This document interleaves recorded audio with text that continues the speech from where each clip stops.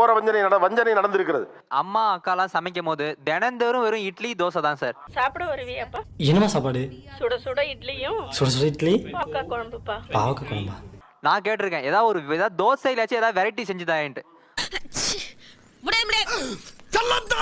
ஒரு தோசை வச்சு பொடி போடுறது, ஆனியன் தோசை, ஆனியன் கட் பண்ணி ஆனியன் போடுறது, அது ஒரு பட்டர் தோசை.